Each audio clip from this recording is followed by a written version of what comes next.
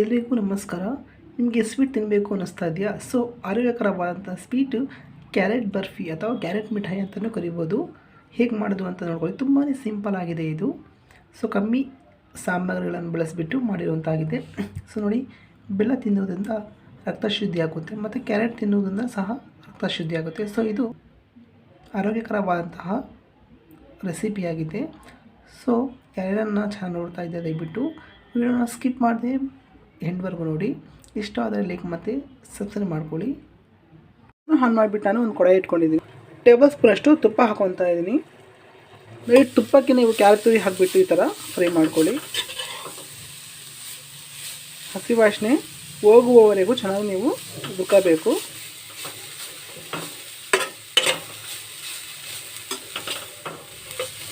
ನೋಡಿ, ಇದಕ್ಕೆ ಅರ್ಧ ಗ್ಲಾಸಷ್ಟು ಹಾಲನ್ನು ಸೇರಿಸ್ಕೋಬೇಕು ನೀವು. ಈ ಥರ ಹಾಲು ಹಾಕಿಬಿಟ್ಟು ಚೆನ್ನಾಗೆಲ್ಲ ಮಿಕ್ಸ್ ಮಾಡ್ಕೊಳ್ಳಿ.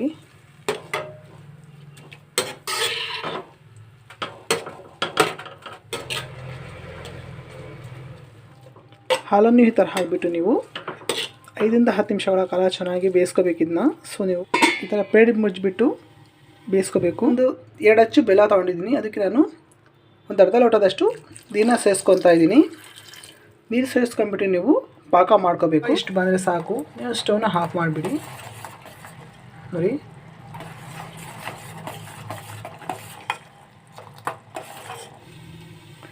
ಐದರಿಂದ 10 ನಿಮಿಷ ಆದಮೇಲೆ ಈ ಥರ ಪ್ಲೇಟ್ ತೆಗೆದುಬಿಡಿ. ಇಷ್ಟು ಬೇಯಿಸ್ಕೊಂಡ್ರೆ ಸಾಕು. ನೀವು ಜೊತೆಗೆ ನೀವು ಬೆಲ್ಲದ ಪಾಕವನ್ನು ಸೇರಿಸ್ಕೊಳ್ಳಿ. ಪಾಕ ಸೇರಿಸ್ಬಿಟ್ಟು ಈ ಥರ ಒಂದು ಸತಿ ಮಿಕ್ಸ್ ಮಾಡ್ಕೊಳ್ಳಿ. ನೀವು ಡೈರೆಕ್ಟಾಗಿ ಸಕ್ಕರೆ ಹಾಕೊತೀನಿ ಅಂದ್ರೂ ಹಾಕ್ಕೊಳ್ಳಿ, ಏನೂ ಸಮಸ್ಯೆ ಇಲ್ಲ. ಬಟ್ ಬೆಲ್ಲ ಹಾಕಿದರೆ ತುಂಬ ಚೆನ್ನಾಗಿರುತ್ತೆ. ಸೊ ನಾನು ಬೆಲ್ಲವನ್ನು ಯೂಸ್ ಮಾಡ್ತಾಯಿದ್ದೀನಿ. ಏಲಕ್ಕಿನ ಪೌಡ್ರ್ ಮಾಡ್ಕೊಂಡು ಹಾಕೊತಾ ಇದ್ದೀನಿ. ಬಿಟ್ಟು ಈ ಥರ ಮಿಕ್ಸ್ ಮಾಡ್ಕೊಳ್ಳಿ.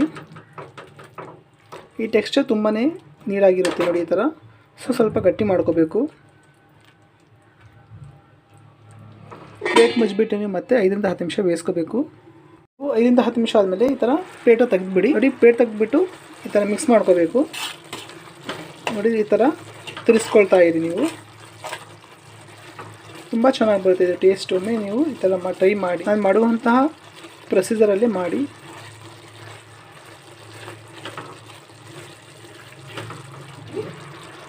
ಒಣ ತುರಿನ ಹಾಕೊತಾ ಇದ್ದೀನಿ, ಕಾಯಿ ತುರಿ. ನೋಡಿ, ಒಣ ಕಾಯಿ ತುರಿ ಹಾಕಿಬಿಟ್ಟು ಈ ಥರ ಮಿಕ್ಸ್ ಮಾಡ್ಕೋಬೇಕು.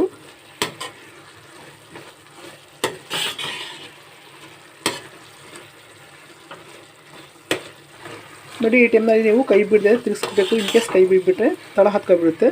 ಸೊ ನಾವು ಈ ಥರ ತಿರ್ಸ್ಕೊತಾನೆ ಇರಬೇಕು. ಮತ್ತು ನೋಡಿ, ಟೆಕ್ಸ್ಚರ್ ಇದು ಗಟ್ಟಿ ಆಗ್ತಾ ಬರುತ್ತೆ.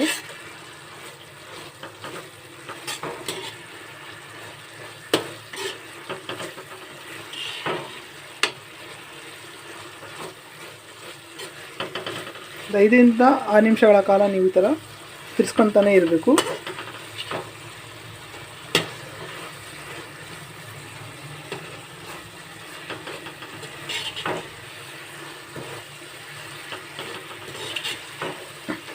ಈ ಥರ ಟೆಕ್ಸ್ಚರ್ ಮಾಡ್ಕೊಬಿಟ್ಟು ನೀವು ಹೋಳಿಗೆ ಮಾಡಿದ್ರೆ ಹೋಳಿಗೆನೂ ತಡ್ಕೊಬೋದು, ಮಿಠಾಯಿನೂ ಮಾಡ್ಕೋಬೋದು. ನೋಡಿ, ಈ ಟೆಕ್ಸ್ಚರು ಇಷ್ಟು ಗಟ್ಟಿ ಬಂದುಬಿಟ್ರೆ ನೀವು ಇದಾಗಿದೆ. ಸೊ ಇವಾಗ ನೀವು ಫೈನಲಾಗಿ ಈ ಥರ ಮಿಕ್ಸ್ ಮಾಡ್ಕೊಬಿಟ್ಟು ಸ್ಟವ್ನ ಆಫ್ ಮಾಡ್ಕೊಬಿಡ್ಬೇಕು. ನೋಡಿ, ಒಂದು ಪ್ಲೇಟಿಗೆ ಈ ಥರ ತುಪ್ಪ ಹಾಕಿಬಿಟ್ಟು ನೀವು ಈ ಥರ ಸ್ಪ್ರೆಡ್ ಮಾಡ್ಕೋಬೇಕು ಎಲ್ಲ ಕಡೆ. ಸವರಿರುವಂತಹ ಒಂದು ಪ್ಲೇಟಿಗೆ ಈ ಥರ ಹಾಕ್ಕೊಳ್ಳಿ. ಈ ಥರ ಪ್ಲೇಟಿಗೆ ಎಲ್ಲ ಈ ಥರ ಸ್ಪ್ರೆಡ್ ಮಾಡ್ಕೋಬೇಕು. ಬಿಟ್ಟು ನೀವು ಎಲ್ಲ ಕಡೆ ಸ್ಪ್ರೆಡ್ ಮಾಡಬೇಕು. ತಣ್ಣಗಾದ್ಮೇಲೆ ನಿಮಗೆ ಬೇಕಾಗಿರುವಂಥ ಆಕಾರದಲ್ಲಿ ಕಟ್ ಮಾಡ್ಕೊಳ್ಳಿ. ನಾನು ನೋಡಿ ಈ ಥರ ಡೈಮಂಡ್ ಶೇಪಲ್ಲಿ ಕಟ್ ಮಾಡ್ಕೊಂಡಿದ್ದೀನಿ. ನೋಡಿ, ಈ ಥರ ನಾನು ಈ ಥರ ಮಾಡ್ಕೊಂಡಿದ್ದೀನಿ. ಫೈನಲಾಗಿ ಕ್ಯಾರೆಟ್ ಮಿಠಾಯಿ ರೆಡಿಯಾಗಿದೆ. ಸವಿಯಲು ಸಿದ್ಧ.